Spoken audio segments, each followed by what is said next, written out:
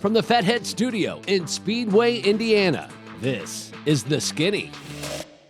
Maybe I need to start in the trash truck business. Don't rule it out. So my body holds about 11 units of blood, the average human body, guy my size, and I had 22 units put in because I had 2 full oil changes. He's airborne, and then I'm above him. Inverted. All at the same time. Yeah, you're just like, wow, that's a wild picture. Boom, and then it goes boom, and it comes back out. I hang up on the guy. I go, who's this?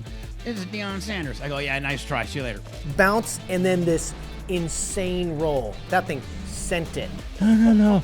It's okay, we come back. They just do it. Man, am I still pretty? And he's like, you ain't pretty, but you're going to be all right. If I was a few years older, you might be calling me Grandpappy.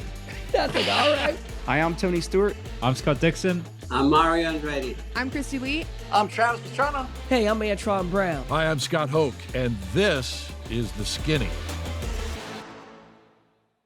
Welcome, ladies and gentlemen, to The Skinny. It is race day. Indianapolis, Indiana. The Indianapolis 500 happened just a little while ago. Now, for those of you who've been watching this for a while, of course, these shows are previously recorded, but you are watching this on Indianapolis 500 Day. It's a special day here, of course. It's a special day everywhere, the greatest spectacle in racing, and we're certainly very excited to have this show coming your way, and we've got a great guest for it, too, a true Hoosier here in the Indiana state. I'm Ken Stout. The big man is Rico Elmore, Michael Young running the controls, and the soft tones of Mr. Scott Hoke from Mecum Auto Auctions has joined us as well. And I don't want to pigeonhole you into Mecum Auto Auctions because your career spans much, much more than that. But welcome to the show, my friend. Thanks, fellas. Great to be here. Great to see some old friends and get to do the show with you guys. Hey, Michael, I want to get you in this show quickly because you're a big part of the Speedway out there. Give us that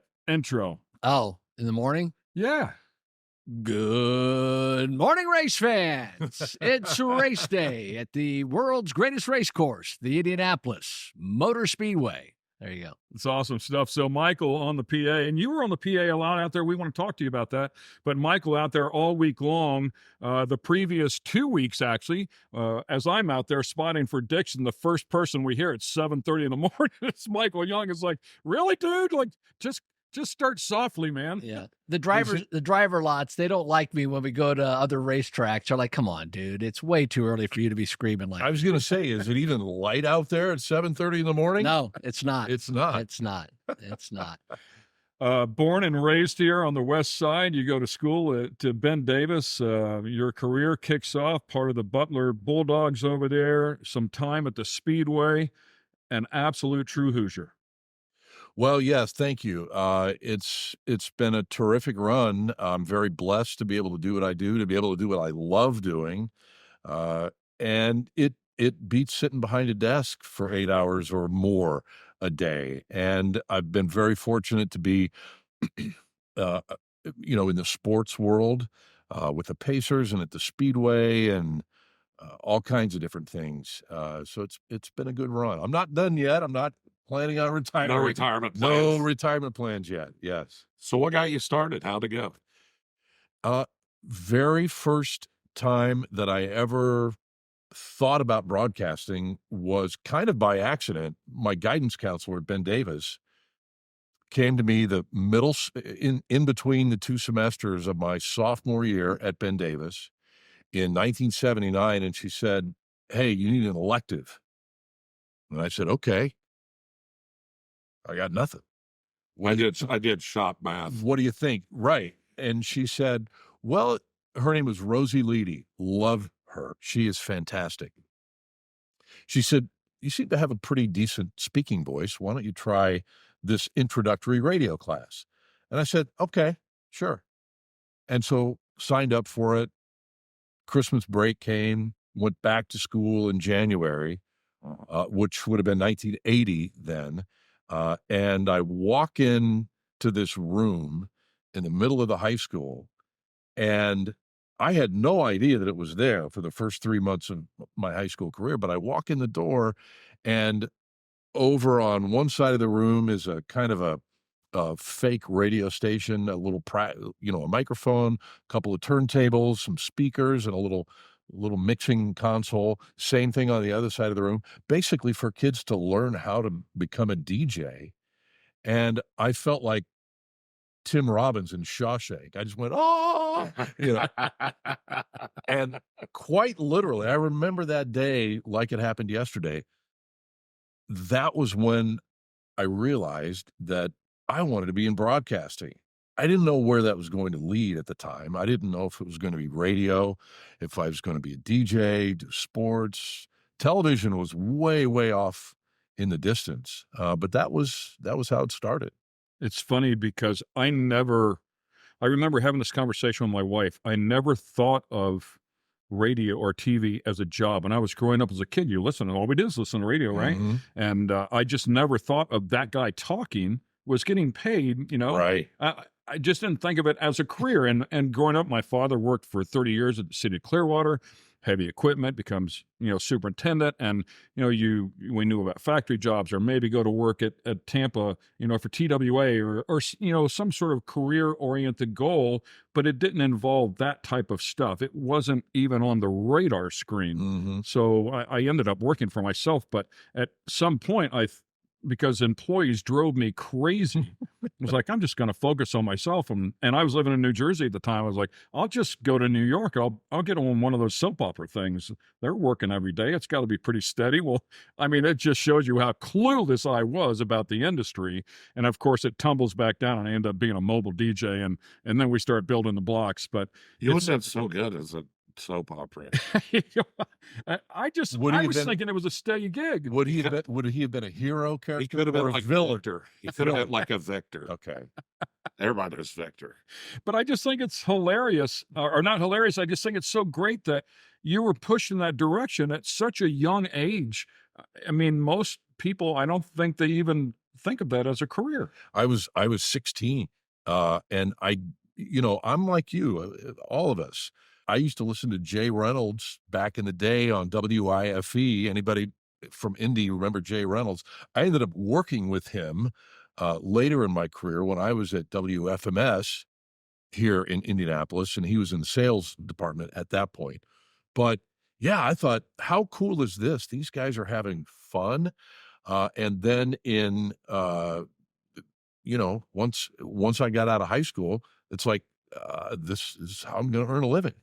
That's super cool. We got to take a commercial break here, but confirm this. I want to say I heard a story where you had a radio under your pillow, was listening to a basketball game. They lost the game and you started crying?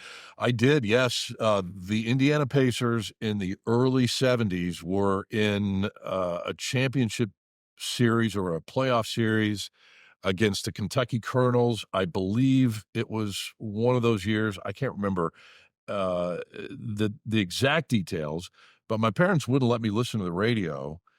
So I snuck a little radio under my pillow and was listening to Jerry Baker, and the Pacers lost that game. And I was crying, and my mom heard me. She walked in. She said, "Scott, what's the matter?" And I said, "The Pacers lost, Mom." Busted. I was busted. She had no sympathy. Grab that radio. Grab that radio. Go to sleep. And I was done. Scott Hoke on the show with us. We'll be right back with more.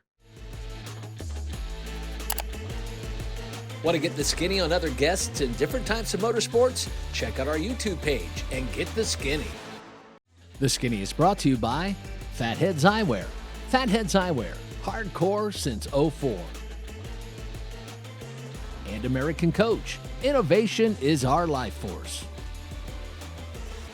A good look at the number 9 car, of course, part of the action that took place a little bit earlier today in the Indianapolis area here. Of course, the Indianapolis 500, the 108th running. Welcome back to the Skinny. And we have Scott Hoke on the show here from Mecum Auto Auctions. What year did that start? Well, the auction itself began back in 1988, not on television. Television wasn't even on Dana Mecum's radar at that point. It was pretty small up in northern Illinois, and I think they did maybe 20 cars the very, very, very first auction. But And for us, same style of cars. I mean, the same. yeah, muscle cars, collector cars, Corvettes. Traditional American muscle cars, and Corvettes have always been really the bread and butter of Mecum auctions, and that has not changed. It's evolved. There are different auctions that have different vibes, if you will, kind of a different flavor, different personality. But still, the bread and butter of Mecum auctions is that blue chip, traditional American muscle car and the Corvette. It's about 10% of the inventory that we do per auction and per year are Corvettes. But the first year for us on television was in 2008 at the fairgrounds, and it was kind of a pilot, really, because Dana wanted to explore the world of television. He thought he could expand his reach. But the first one was here. The first one, the TV on television in 2008, was here in Indy. In fact, it was between March and from mid-March to mid-May, every Saturday night for 8 or 9 weeks, if I remember correctly. We did skip Mother's Day weekend, but we did 2 hours on a Saturday night at the Chicken Barn at the fairgrounds. We had, I don't remember, 150 cars each of those nights, and we did 2 hours of television on this little network that nobody had ever heard of called HD Theater. And you got to remember, in 2008, HD was a brand new thing. So to be able to see these cars in high def, people were just wowed. And if you had the right TV. Exactly. And not everybody, you had to have the right television, and you had to be able to pick up HD Theater. It was big in Texas and big in California, but not yet mainstream in other parts of the country. Well, I came on board the third or fourth show that run during the pilot, and I've only missed 2 events since then. And then once we finished in May of 2008, we kind of waited to see what the network was going to say, and they liked it. And come January 2009, we were in Kissimmee, Florida, and here we are now in our 17th season. So I'll tell you a very interesting story. I was with Forrest Lucas. We were flying out of Eagle Creek, and we met Dana there for the first time. Dana knew who Forrest was, of course. Oh, sure. And when was Forrest? It was then. It had to be then. I think he was in. It was like 2007. I mean, I think it was in the making. Okay. Because it wasn't even a thing yet. And he was walking in. He had just gotten there, and we were walking out, and he introduced himself to Forrest, and I that was the first time I had ever heard of Mecum. There's a crowd screaming when Marco comes across. He said that they think that was fast. Wait till they see this. Welcome back to the Fatheads Eyewear Studios here in Indianapolis, Indiana. You're watching The Skinny. I'm Ken Stout. The big man right alongside that is Rico Elmore. Sitting alongside him is a Hoosier. That is Scott Hoke, born right here in Indianapolis. Of course, Michael Young working the controls back there. And you and Michael actually worked together a lot over the course of time there for a bit out at the Speedway as well, correct? That's very true. I'm not sure he would admit that, but we did. We had a great time working on the public address team for the Indy 500, the Brickyard 400, MotoGP, and what Formula One was there for a little bit, and some fantastic years. And I think I did that from 2007 up until 2013. Got a chance to take a couple victory laps with Smoke, Jimmy Johnson when he first won the Brickyard, and it was a lot of fun. Well, you're really embedded in this state's history, working with Butler, such basketball. When I moved here from New Jersey, I remember riding around looking at houses. I had never seen so many basketball hoops in front of a house. I mean, literally every house. I mean, this state was all about college basketball, and you were right in the midst of that for a while. Very true. Sadly, there are some HOAs in the Indianapolis area that you are not allowed to have a basketball goal in your driveway. Shame on you people. I wouldn't listen to them. Well, there are many that don't. But yes, I mean, college basketball has been, and high school basketball for High many, school many basketball. years. I went to Newcastle, the largest high school gymnasium in the world. Oh, wow. 10,000 people with the expanded seating. Yeah, I mean, it was just something. There was no missing it here. I mean, I grew up in Florida. I didn't remember that. I didn't notice that. I went to New Right. Jersey. I didn't notice that. You move here, there was no missing it. Absolutely right. And all you got to do is look at the movie Hoosiers. That's the essence of what Indiana high school basketball was about back in the day. Not quite so much anymore since they've gone to multiple classes. What, like having a drunk coach? Which part of it? I'm just kidding. No, not that part, Rico. Your coach throwing cheers around. Yeah, oh, that's another one. Exactly. Very passionate. And you know, IU, Purdue, certainly Butler, Notre Dame under Digger Phelps. Ball State had a great run in the tournament a number of years ago. And Who was on the Ball State team? Oh, Paris McCurdy was one of the stars. Chandler Thompson was part of that team as well. And some of the other names escape me at the Who was moment. the coach? Rick Majerus coached them for a while. Okay, And then when he went to Utah, it was Dick Hunsaker that took over, and then they ended up, I think don't quote me. We might have to edit, but I think they made it to the Sweet 16. I think you're right. That year, and had a really good run back in the early 90s. From Newcastle, Ball State was like your team because it's Muncie. You were only like 15 minutes away, and that's where we clearly went and drank underage. I mean, went and had a nice time with people. So you were doing some sideline reporting, and they made a run. Was it for Butler? You went to Madison Square Garden, right? MSG, and covered some stuff, right? That was for that. I actually, when I was working at WRTV Channel 6 here in Indy, I did cover the Pacers a couple times in New York. I did make that trip, but then when I did the sideline reporting for the Pacers television broadcasts, of course, that was in 2000 when the Pacers won the Eastern Conference Finals for the first time and ended up getting a spot in the NBA Finals against the Lakers. In 2000. And I'll never forget being in the locker room when the Pacers were celebrating. They finally got over the hump and beat the Knicks for that Eastern Conference championship in 2000. But I was also there at Madison Square Garden for the Larry Johnson 4-point play. And if you see the replays, and I just saw this the other night, the camera angle from the other end of the floor, it's a wide angle shot looking down the other end of the floor. Larry Johnson hits a 3-pointer, and Jess Kersey, the referee, calls a foul. I believe it was on Antonio Davis. The bucket goes, and LJ hits the free throw. And when that 3-pointer went in, Madison Square Garden was literally shaking under my feet. The crowd was going absolutely ballistic. It was remarkable. I've never been in a gym, not even in Newcastle, that was shaking that much It's built a lot for better. a play. It's built a lot better. Of course it is. It's built like back when they really built stuff. It's such a great story. I mean, to find yourself in the middle of that. Were you able to take it in? Yeah. I mean, did you realize the moment when you were in it? I did. And I thought, well, first of all, that was a horrible call, but it was a huge call. There was no replay. There was no challenging. Yeah. There was no challenging back in those days.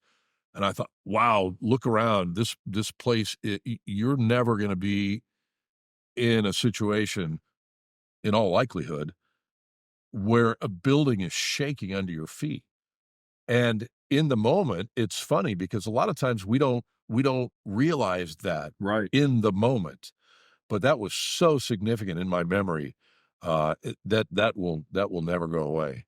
Yeah, the one for me, and obviously older now, so you had the presence of mind to try and take some of that stuff in. But a couple of years ago, Dixon, during qualifying day, was the last car to push out. He was fast on Saturday, so he was the last one to push out. I'm getting goosebumps just thinking about it, but standing at the back of that car and listening to the crowd I don't remember who was second. It might have been VK. I don't remember who it was that year. Might have been Marco. And the crowd went crazy because he had gone to the top. Yeah. And Marco thought he had it, and I thought Marco had it too. I didn't know there was going to be. I mean, I think Marco probably thought he had it. And the feeling was just palpable. I mean, you could just feel the weight. The pressure is like nothing I'd ever felt in my life. I'm not doing anything but watching. Yes. Dixon inside of the car, who lives for these moments. And then I remember one of the crew guys walking up to push the car forward to where he was going to take off. Last car to go. And didn't blink an eye. There's a crowd screaming when Marco comes across. He said, if they think that was fast, wait till they see this. Mm-hmm. Never blinked, just knew it. And Dixon went out and did what Dixon does. But that moment I was able to take in, I was like, I just don't know if it gets any better than this the rest of my life. I mean, maybe winning it, but sure. but I don't even know if those two moments are comparable. It was just that high stakes game, the highest level. Ken almost got a ring one year. You We'll remember that, out. Michael? I think we're going to take a commercial break before Rico goes down this road. We'll be right back. And we just jammed for a couple of hours, and it was fantastic. We had so much fun. Once again, we welcome you back to the Skinny. I'm Ken Stout. We have Mr. Scott Hoke on the show with us here today. Great to have him with us. He will be very, very busy this month of May as well, right here in Indianapolis out at the fairgrounds, as he will be hosting the Mecum Auto Auctions. And those days are absolutely brutal, but he is very, very good at what he does. What are they 6-hour days, 8-hour days? How long are you guys on the air? 12. Well, they're more like 12-hour days by the time things are said and done. But we're on the air for 6 hours live from noon until 6 o'clock, generally speaking. And I usually arrive at the fairgrounds 7:30, 8 o'clock in the morning. So, it turns out to be a long day. And it's basically doing 2 back-to-back football games or back-to-back basketball games or 2 sporting events back-to-back, but you're doing them live for 6 hours. Have you always been a car guy, Scott? I mean, you've been doing this so long. I've always wondered, was it something you developed a love for? How did that go? Because when you started, you never knew where this was going to lead you. No, I didn't. And I would say I've always been a car guy. I've been a car enthusiast, maybe even more so than that. But you are absolutely right. I mean, there's so much knowledge and so much information that's out there. I'll never know it all. Obviously, there are things that I learn every single day. I am very blessed that my partner, John Craman, I call him the professor. He doesn't really like that term. He's good. But it's true. He's way good. He is way good. You are right, Rico. I like to say he's forgotten more about muscle cars than any 20 people in the room have ever known. So I try to be like a sponge every time and just, learn. And I mean, I've had to learn and adapt to what we're doing, and the collector car world has changed in 17 years. So we're constantly learning and adding new elements to the world of car collecting. I host a show here on MAVTV, home of the Skinny. It's called the Vicari Collector Car Auction. So I have a massive respect for what you guys do because it's live and it's rolling across, and you are going to get the curveballs, and you've got to be ready. And that crew that you have is extremely knowledgeable. Bill Stevens, a king of corny, by the way, but but he's very, very knowledgeable. By the way, I think also very knowledgeable about music as well. He's really good on music. It's funny you bring that up. Bill is a drummer. He's a jazz drummer, loves jazz. Craman is a fantastic guitar player.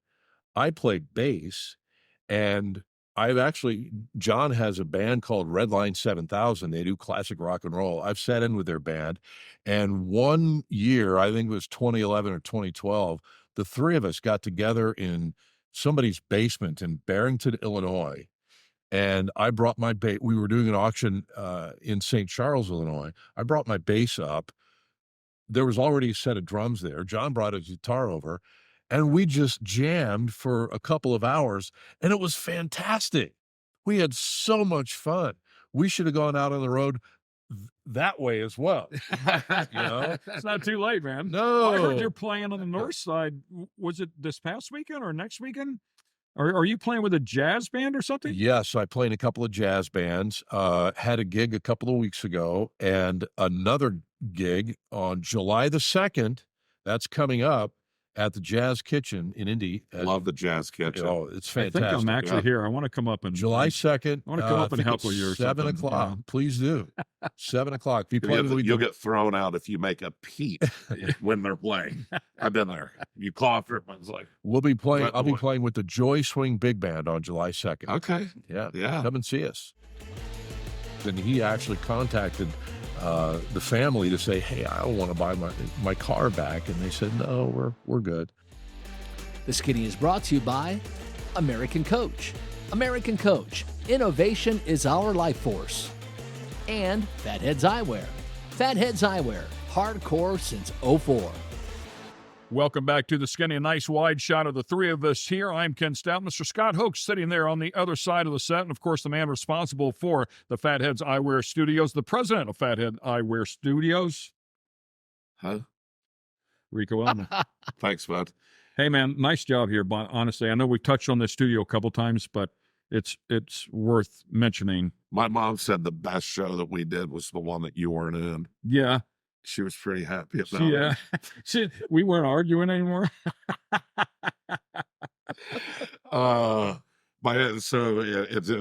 We'd laugh. My mother, God love her, is our biggest fan. Mm-hmm. And she says to me one day, she says, do you guys really get along? Talking about me and Stout. I go, sure. Well, absolutely. We've known each other 20 plus years, It's we kind of don't have a choice, Exactly. It's like the brothers, they're just constantly bickering at each other. About whatever. So, but hey, so we were talking about Macon before we went to break, or kind of the cars and things like that. Tell me one car or two, but definitely one car that excited you, that you knew was coming through, that was going to just blow the doors off everybody. I would have to go back to the Bullitt Mustang, because the hype around that car, and of course I'm talking about the Mustang that Steve McQueen drove, because it was supposed to be destroyed, right? Originally. Well, there's debate about that. There was another one that somebody claimed to have had, I think, in Mexico, but that wasn't the real one. This was the legitimate one. The pre-auction buildup on that car was incredible, and we followed it for almost a year before it actually sold. It might have been even more than a year. But that car, when it hammered for 3-point-something million, 3.3 or 3.4, I don't remember what the exact number was an amazing moment, because that car was beyond muscle cars. It transcended the collector car world. It transcended movies. It was a part of Americana, because you don't have to be a car guy to know about that car. Yeah. You could be a Steve McQueen fan. It's a side note. Anything that Steve McQueen touched is like the Midas touch, really, because he's the king of cool. And so items, cars, motorcycles, whatever it is that he has previously owned, there is an extra value added to those items, whatever those items are. But that car lived up to the hype, and there was a lot of hype, as there should have been, and that's one of the biggest moments that Mecum has ever had. Wasn't the car all dirty? Or wasn't it still like in its original movie state? Yes, it was. It pretty much. Now, after the movie was finished, the family that ended up with the car, the mom drove it back. She was a school teacher and drove it back and forth to school. I kind of remember that. And yeah. they had never restored it. They had left it pretty much as is. And of course, 30, 40 years down the road, it's going to have some other, blemishes, we'll put it kindly, but still had the brackets underneath the car where they would hang the camera off the side. And so a lot of things that were done to the car for the movie were still there. How cool is your mom then? My mom drives Steve McQueen's car. Exactly. I mean, right? And nobody probably even knew. Yeah. It was just a car. Very few people did, and that's part of the story. It just kind of disappeared. McQueen knew where it was, and he actually contacted the family to say, "Hey, I want to buy my car back," and they said, "No, we're good." Could you imagine? It was their daily driver. To them, it was just a car. Wow. And that's part of the charm of the whole story. So Scott and I had a chance to meet literally just a week ago at a place called Silo Auto Club, which is on the southeast side of Indianapolis. Beautiful, beautiful place. We were down there for a gathering. The new president of PRI, Michael Good, had invited me over and said you were going to be the guest speaker. So it was just a perk to get in there, see the place for the first time. Obviously had a chance to meet you. The story gets a little more involved, but we'll leave that part of the story out for now. But okay, the formal meeting. But you told a story, and the reason I bring it up is because you mentioned Steve McQueen and just what the name brings to it. But you told a story inside of the Silo Auto Club that night about Jerry Lee Lewis coming in and his presence and what the value that it brought to the car. Tell us that story again. Well, actually, that would be my personal all-time favorite Mika moment. And it didn't involve a car. Actually, it was in Kissimmee, Florida in 2015, I believe was the year. Back in the day, 1959, Harley Davidson had gifted 2 motorcycles to a couple of celebrities. One to Elvis, the other to Jerry Lee Lewis. They were big, full-dress FLH Harley Davidsons, the big cruisers. The big Springer seat. Yeah. The metal around the back. Absolutely. Of the seat. Yep. So Jerry Lee had this motorcycle and had kept it his entire life. He still owned the bike, but he decided it was time to sell it. Okay, so he called Meekum and he said, "Guys, I'd like you to sell my motorcycle." And of course, I was not privy to that conversation, but certainly Meekum is going to say, "Absolutely, we'll do whatever it takes to get this on the radar and make sure everybody knows about it." So it was a production for sure. So the motorcycle, which he had since day one, had 2,300 miles on it. It was all original. Wow. Never been touched. The day arrives, the motorcycle's rolling up on the carpet, and we had hoped that this would happen. We weren't 100% sure. Fingers crossed. They wheel a piano out onto the red carpet. Jerry Lee Lewis walks out, sits down, and he plays Goodness Gracious, Great Balls of Fire live. We're on NBC live. He plays the song. The motorcycle comes up for auction. It's probably a, $40,000, $50,000 bike by itself. That day it sold for $325,000. What an exciting moment, though. Oh, my goodness. I mean, you sitting in the booth with that opportunity, having this gold coming at you. It was unlike anything I've ever been a part of in terms of something happening on live TV. You've got the mixture of an auction, the motorcycle world, rock and roll history, and it's all right there. It was really incredible. But the target for Indy is 3,000 cars. Our target for Kissimmee back in January was 4,000. Once again, welcome back to The Skinny. We have Scott Hoke, who has joined us here. And, man, we have been bouncing around here with his career from music to broadcasting, stick and ball stuff, car stuff, PA announcing, a little bit of everything. You've been really diverse, really good at what you do all along the way. Is there a favorite? All of it, really. It's kind of partitioning at its finest, if you will. And I don't mean that in a weird way, but it's, when it's time to focus on Meekum, absolutely.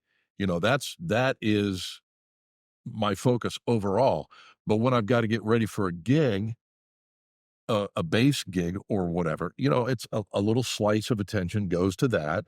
I do some work for the Indianapolis Symphony as well, and I pay attention to that. So it is a lot of different, it's kind of like juggling chainsaws sometimes, where you have a lot of irons in the fire, and you've got to focus and make time, and give everything the proper amount of attention. Yeah, I understand 100%. It really is it's a time management thing. Sure. And you have to have a deadline. It's like, okay, I've got to stop everything else. It's time to get ready 100%. for this. I will say though that the preparation for Meekum never ends. It's much like practicing an instrument. If you don't stay sharp, if you don't practice, you're going to lose it. I don't know if the fans understand the sheer number of cars that go through these sales. If I'm not mistaken, you're anticipating somewhere between 3,000 and 4,000 cars will go across the block here at the Indy auction alone. Right. Obviously, again, as you mentioned earlier, we're taping this show after the fact, but the target for Indy is 3,000 cars. Our target for Kissimmee back in January was 4,000, and we ended up having about 4,200 cars at that auction. And when you think about it, the average car dealer in the United States in 2023 sold a little over 1,000 cars in the entire year. That's average. That's an average dealer. So we're doing 3 and 4 times that in a weekend. So, so whenever you guys do your broadcast, I would think that they try to organize the high profile cars to roll across in your 6-hour window. Yes, every effort is made to have that happen. And there's a strategy. Again, there are going to be a lot of people not only in the building, but watching on television on Friday and Saturday. Those are generally our 2 biggest days. Kissimmee, even Thursday, even Wednesday, the bigger cars start to make an appearance on the auction block. And so, yes, we want to make sure that the big cars, the main attraction cars, as we call them oftentimes, are there when there are a lot of eyeballs in the building, a lot of potential buyers, and certainly people watching on television. And people will plan their day around it. They know that, hey, there's a Boss 429 from 1969 that's going to be on Saturday afternoon. I better be in my seat if I want to bid on that car. There's just no snake pit for the kids to enjoy any longer. Come on, kids, over here. Look this way. The Skinny is brought to you by Fatheads Eyewear. Fatheads Eyewear, hardcore since '04. And American Coach. Innovation is our life force. You're looking at Scott Hoke. He's been our guest here on The Skinny this week. We certainly appreciate him finding the time. A Hoosier through and through, born here on the West Side. Of course, as we talked about at the top of the show a little bit earlier today, was the 108th running of the Indianapolis 500. I've got to ask you, what was your first 500? My very first Indy 500 was 1973. Ooh, yes. Generally thought of by those in the know as one of the most tragic 500s ever. And it was not a good month of May, a lot of rain, a lot of issues. But my dad and my grandfather and I went to the race, and we sat in turn 3, and I believe we probably got in for free. I don't recall all the details, but it was after the original running, the first day of the race. There were plenty of delays, so I think we went at the very end and we sat in turn 3. That was a Wednesday race. Yeah, it was either Tuesday or Wednesday. Yes, and we sat in the third turn, and I loved it. I was 10 years old, 9 or 10. Yeah, it was Art Pollard had crashed and died. David Savage crashed and died. One of the sign holders was hit. Yep. He passed away. and then Salt Walters. Walters was in a spinning crash, and fuel flew out everywhere, burned a bunch of people. I mean, it was a horrific year, no question about it. On the backside, a lot of really good things came out of that. There was a lot of discussions with the drivers and IndyCar at the time. They went from a 75-gallon fuel cell to a 40-gallon fuel cell, moved the fuel cell to the left side of the car, because predominantly you would hit the right side of the car against the wall, or there was just more contact to the right side. A lot of safety discussions. A lot of safety things came out of that year. Horrific year. Absolutely. They moved the flag stand up high to where it is now. They adjusted the pit wall. So yeah, a lot of really good things came out of a really disastrous year. But that's super cool that you got to go to your first one with your father, your grandfather. And was that the shot? Was that what got you going? Well, actually, even before then, I had gone on a field trip. My school had taken a field trip back when schools did that. I don't even know if they do it so much anymore. Great question. And when you're at the Speedway, you see big groups of kids come through, so they must be. They probably do. Yeah. Usually too drunk. But there's just no snake pit for the kids to enjoy any longer. Come on, kids, over here. Look this way. This way. But I had gone on a field trip, and we had gone into the museum in its previous location where the admin building is now. And I thought, man, this is the coolest thing. And I grew up on the west side of Indianapolis. I was close enough that I could hear the cars on the track that's awesome. At the Speedway, and I could hear the dragsters out at Raceway Park over Labor Day weekend as well. I was kind of in between both locations. So that was a pretty cool place to grow up. That's how my career got going. I lived close enough to Englishtown, Old Bridge Township, Raceway Park, and I heard cars running, and I told my wife, I said, there's race cars here somewhere. That's a fuel car. And I went looking for the racetrack. There you go. That's how my whole thing got going. But it's super cool. That whole deal with the field trip, that was me. That was my deal. Really? I met AJ Foyt that day. Of course, I had to take my mom with me on the trip because I wasn't to be trusted. Adult supervision. Unchaperoned. So I tell my mom, I'm like, hey, I need to use the bathroom. She's like, all right. She tells the teacher, hey, you got to go to the bathroom. All right. So we come around and go down there. And she goes, what, come on, go to the bathroom. I go, I don't need to go to the bathroom. I want to go check stuff out. She's like, you just told me to tell them you were going to the bathroom. I'm like, okay. So we're walking around, and AJ Foyt comes out of the. I wanted to say it was Goodyear. Was Goodyear ever there? Okay, so he came out of there and was very colorful language, and I walked right up to him. I said, "Mr. Foyt, can I get your autograph?" "Absolutely, son." And I was hooked. That was it. That's and I mean, there was nothing else he said. I mean, he was ripping them, and I still have that piece of paper to this day. Wow, good for you. That's good for you, man. Yeah, that's one of those life moments that, and whatever else he said, it didn't matter. He took the time to spend with you, even if it's 5 seconds. How old were you then? It was 5 seconds, and I was maybe in 5th grade. I think 4th or 5th grade. Yeah. And it was one of those things. And I remember every, Memorial Day weekend, my dad was a general contractor. His van would turn into an absolute pit every year or several times a year. Well, Memorial Day weekend, we weren't working. And he had a little green radio this big, and we listened to the Indy 500 on that radio and cleaned that godforsaken van out. Yep. Every Memorial Day, There you go. There you go. Good and bad. This is a good day and bad. I'd go back to it today if I could. Good times, man. Yeah. Good stuff. Hey, man, thanks for taking the time. We really appreciate it. Thank you, guys. Appreciate the invite. Enjoyed it. Love spending time with you guys. Give us a shameless plug, man. What are the next events? Obviously, the Meekum here in Indy will have come and gone by the time this show airs here.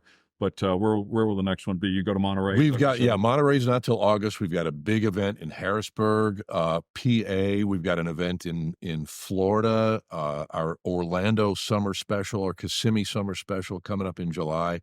And then, still Dallas coming up a little bit later on this year, Las Vegas, and then wrapping it up in December. And before you know it, Kissimmee in 2025 will It be all here. starts again. It really does. Fabulous career, man. Thank you. Appreciate it. Awesome stuff. Hope you enjoyed the show. Scott, just a very, very talented broadcaster, but his career spans much more than Mecum Auto Auction. And hopefully we touched on a little bit of it here today. Thanks for watching.